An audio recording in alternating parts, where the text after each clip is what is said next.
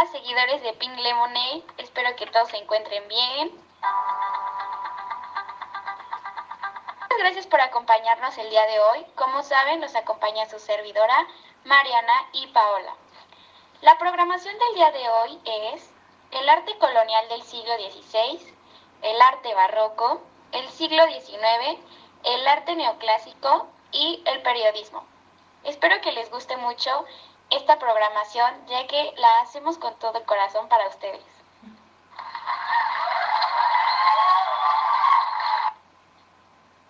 Para comenzar este podcast, y para los que aún no recuerdan más o menos de qué se tratan estas artes, les vamos a dar una pequeña introducción de cada una. La principal que lo conforma es el arte colonial del siglo XVI.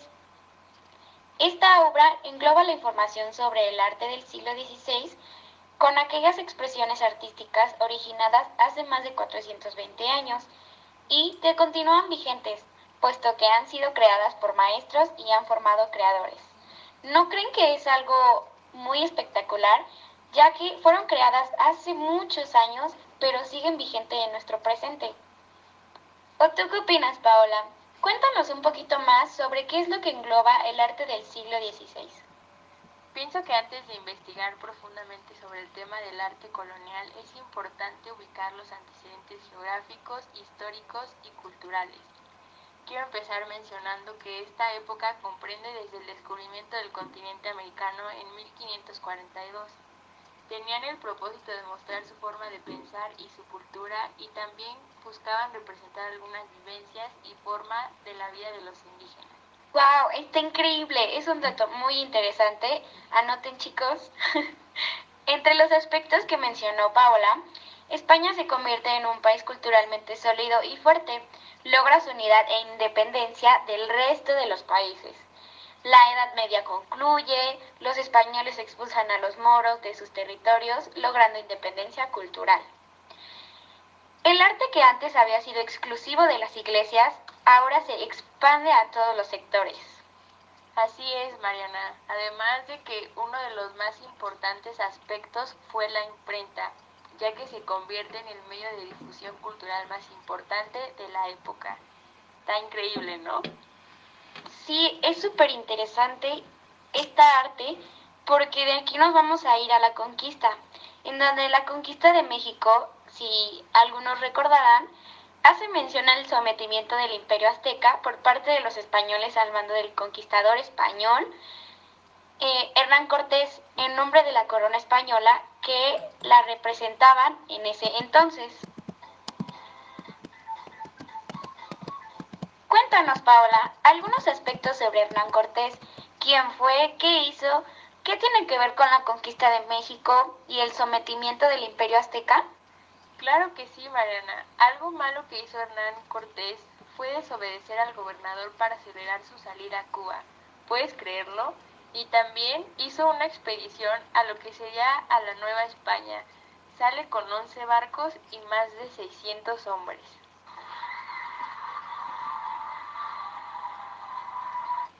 Ahora nos vamos a ir con un poco de arquitectura, en donde otra de las modalidades arquitectónicas de la época consistió en fortificar los puertos descubiertos y tomados por los españoles.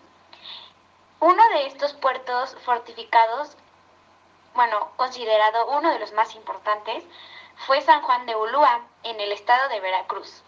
¿Esto para qué? Pues para que los piratas y los indígenas no pudieran atacar, o sea, eran contra los ataques de ellos. Estás en todo lo correcto, pero no se nos puede escapar un gran dato y muy interesante. La Ciudad de México fue trazada y construida sobre Tenochtitlan. Lo que antes era el templo mayor de la ciudad fue semidestruido y cubierto para el posterior trazo de la nueva capital española. Ah, pero claro que no se nos olvidan los monumentos, como Acolman-Huejotzingo. Este monumento nacional fue declarado en 1903. Está sentado sobre un basamento prehispánico en donde la primera etapa constructiva se atribuye a Fray Andrés de Olmos. En la segunda etapa se edificó como una gran nave techada con vigas y teja, la planta alta del claustro, las celdas y la capilla abierta. Posteriormente, durante la tercera etapa constructiva en 1558 se construyó el arco triunfal del ábside del templo. ¿Qué les parece este maravilloso monumento? Recuerden a Colman Huejotzingo, así como otros tantos maravillosos que hay, como las construcciones en el estado de Hidalgo, San Francisco, Epazoyucan, Actopan, Tula, Tepapulco, Mestitlán y entre muchos otros que les puede interesar. Pueden checar en Google. Estos que les mencionamos tienen impresionantes imágenes, son espectaculares, no se los tienen que perder. Es correcto, pero no tan impresionante como la escultura. Era un arte de factura popular. Su finalidad era religiosa, así como templos y oratorios particulares. Predominaban la madera policromada de vírgenes y santos, y utilizaban formas rudas, ásperas, expresivas y conmovedoras. Ay, sí, se me estaba pasando, pero qué bueno que tú ya lo recordaste.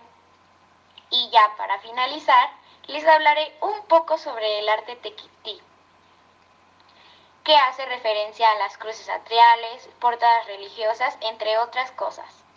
El arte tequití es un término propuesto por José Moreno Villa en su texto Lo mexicano en las artes, en 1949, que se refiere a las manifestaciones artísticas realizadas por indígenas del área mesoamericana luego de la conquista de México. Algunas de ellas eran franciscanos, agustinos y dominicos. El arte tequití, también hace referencia a la arquitectura, que se llama arquitectura tequití. Se encuentran templos, monasterios y conventos en los que podemos encontrar ciertas características que son parte del arte, como los atrios, que fueron grandes espacios abiertos que estaban rodeados por muros y servían de amplia nave a las capillas. Si quieres saber más sobre el arte colonial del siglo XVI, les vamos a dejar abajo el link para que se den un vistacito más de todo lo que les hemos explicado. Si quieren saber más, ver las imágenes, ver cómo era el arte colonial del siglo XVI y no se queden con la duda. En efecto, Mari, pero ¿qué te parece si empezamos a hablar un poco sobre el arte barroco? En breve les vamos a contar un poco sobre las construcciones más importantes y lo interesante de este movimiento.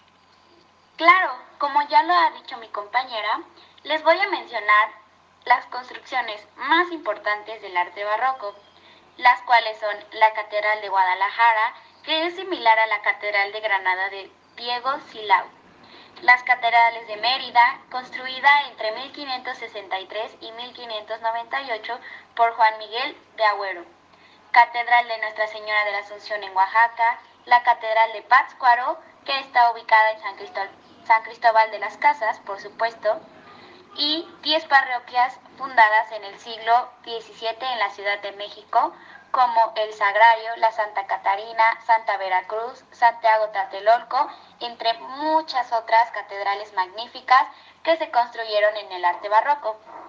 En efecto, ahora les voy a mencionar las iglesias más reconocidas e importantes diseñadas por este movimiento.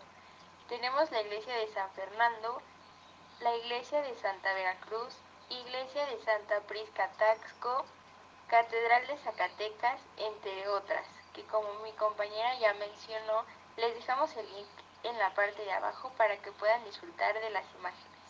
Pienso que con esto podemos concluir el extenso e interesante tema del arte colonial del siglo XVI.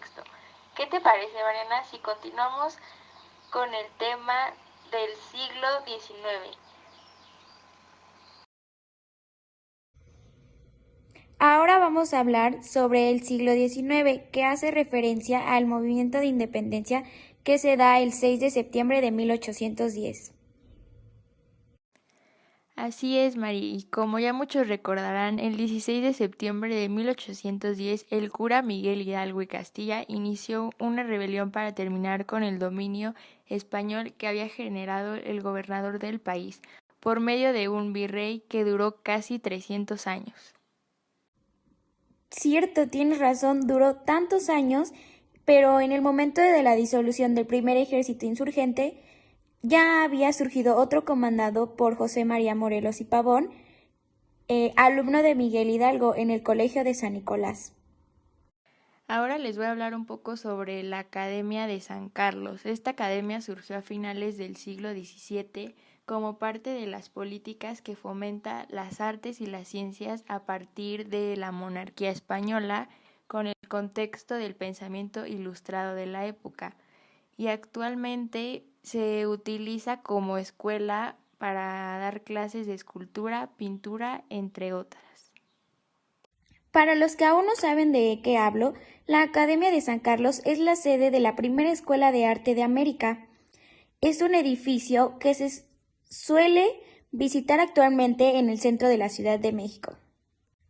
Para los que siguieron muy interesados en el tema del siglo XIX y la Academia de San Carlos, les dejamos nuestro link abajo para que puedan echarle un vistacito y llenarse de mucho más información.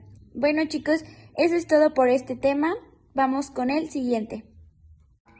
El siguiente tema del que hablaremos es el del neoclásico, el cual se distinguió por su deliberada selección de modelos que rechazaban la superficialidad del rococó y el efecto ilusionista. Aunque también es una técnica pictórica que intenta engañar la vista jugando con el entorno arquitectónico, consiguiendo una realidad intensificada o sustitución de la realidad. También se utilizaba el término ilusionismo. Se tenían como temas clásicos, mitológicos e históricos. En México, especialmente en la Ciudad de México, se vieron grandes cambios siguiendo el concepto del urbanismo y del neoclásico. El neoclásico fue un movimiento en México que representaba a las clases sociales altas y a los cultos. Y la figura más importante de este movimiento en México fue Manuel Tolsa, quien recibió el premio académico en arquitectura por realizar grandes obras. Uno de los grandes representantes del ilusionismo es Manuel Tolsa, que nació en la villa de Elguea, Valencia, España, y murió en la Ciudad de México. Estudió arquitectura, además de escultura en las Reales Academias de San Carlos de Valencia y de San Fernando de Madrid. Uno de los monumentos más importantes que construyó Manuel Tolsa es el Palacio de Minería. El Palacio de Minería, el cual fue diseñado y construido en 1797 a 1813 por Manuel Tolsa como sede del Real Seminario de Minería. Otra de las estatuas que construyó Manuel Tolsa es la estatua ecuestre de Carlos IV, o el caballito llamada popularmente. Es una estatua de bronce que fue honor a Carlos IV de España. Así es, Mariana, y es importante mencionar a Hospicio Cabañas, que fue muy representativo y muy importante para esta época. Está ubicado en Guadalajara y fue utilizado como un albergue en 1805. Actualmente la fachada ha desaparecido lentamente, pero en su tiempo tenía colores muy llamativos y fríos, y su estilo era neoclásico. También cabe mencionar a un gran pintor importante de este periodo, el cual es Eugenio Landesio, quien pintó el Valle de México desde el Cerro de Tenayo, el Mineral del Monte, las minas del Real del Monte y haciendas de San Miguel Regla, entre muchas otras pinturas, las cuales las pueden ver en el link de abajo. Ahora nos vamos a seguir con el siguiente tema. Unidad 6. El romanticismo. El romanticismo en México fue un movimiento artístico y filosófico con ciertas características sociales. Se desarrollaron en la literatura europea y americana, con sus variantes lingüísticas, históricas y culturales, así como algunas de sus formas literarias, como fueron la lírica, la drama, la novela, el diario, las confesiones y relatos sobre viajes. Dentro del romanticismo se encuentra el literario, el cual fue fundado por el filósofo alemán Federico Schlegel Este propone como un sentimiento personal y comprensible al que toda persona puede percibir de distintas maneras la interpretación hacia el mundo literario. Después de que México se independizó, comenzó este movimiento. El romanticismo se caracteriza por el nacionalismo, las voces populares, sus costumbres y todas las figuras importantes de la historia. Un representante importante es José Joaquín Fernández de Lizardi, quien es el autor de la novela más relevante de esta corriente, que es El Periquito de Sarnito. El romanticismo tiene dos corrientes muy importantes en la época del Porfiriato, que son lo oculto y lo costumbrista. Entre sus características del romanticismo mexicano se distinguía por el periodismo en la política, el positivismo y el liberalismo, el subjetivismo e individualismo, así como los sentimientos y emociones y, por último, la imaginación y la fantasía. La escultura Tres Guerras, columna de la Independencia. Uno de los principales atractivos de Celaya es la columna de la Independencia, que es la primera columna del país. Esta magnífica obra de arte representativa fue construida por el arquitecto Celaya Francisco Eduardo Tres Guerras en el año de 1791 para conmemorar al rey Carlos IV de España. Clasificado como un arquitecto valiente por sus contemporáneos, este dato puede basarse en el hecho de que fue hecho para el rey, para que él celebrara su coronación. Pero una vez que se perfeccionó la independencia, la gente arrojó sus propias estatuas al rey. Este fue un movimiento que el arquitecto desaprobó totalmente.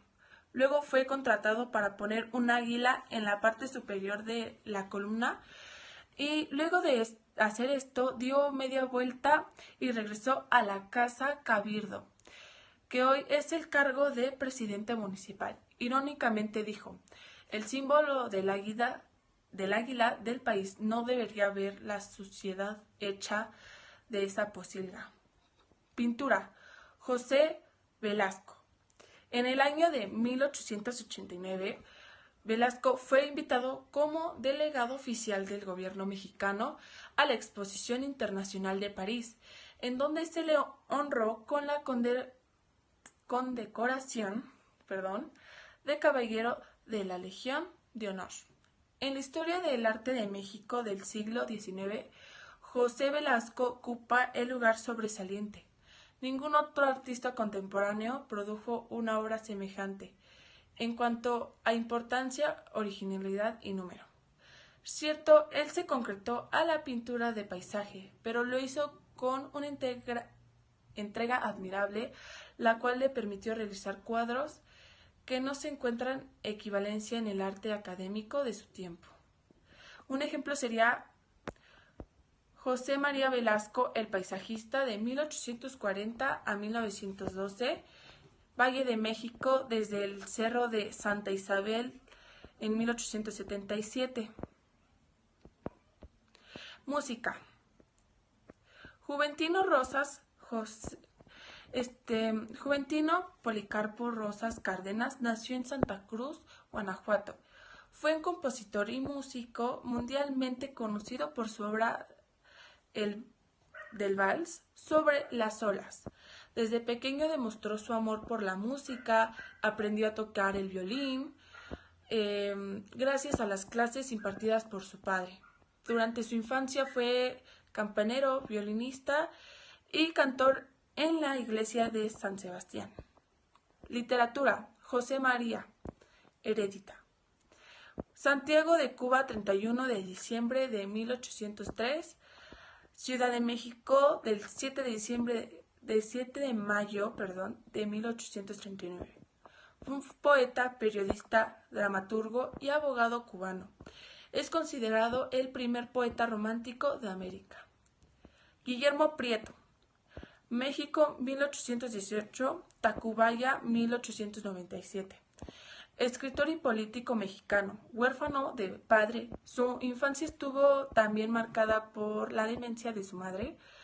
Tras desarrollar algunos oficios menores, fue protegido por Andrés Quintana Roo a cuyo lado estableció la Academia de Letrán.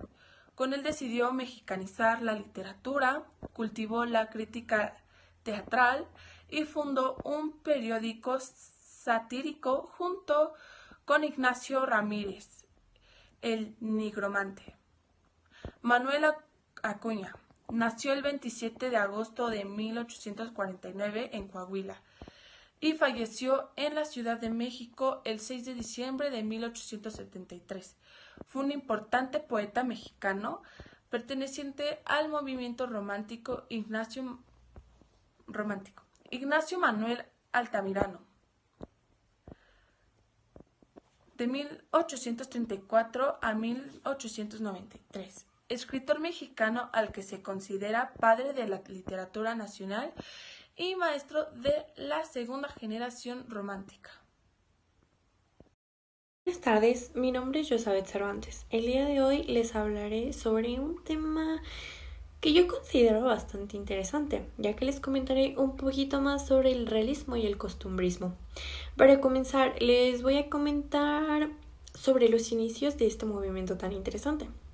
Hacia las décadas centrales del siglo XIX, el romanticismo fue cediendo paso al realismo. Este mismo se desarrolló aproximadamente durante el Porfiriato.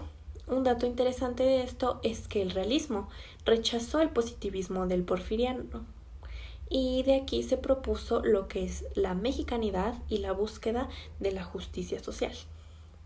El costumbrismo en México se desarrolló de la misma manera como los fenómenos que estuvieron en Europa y en el resto de Latinoamérica.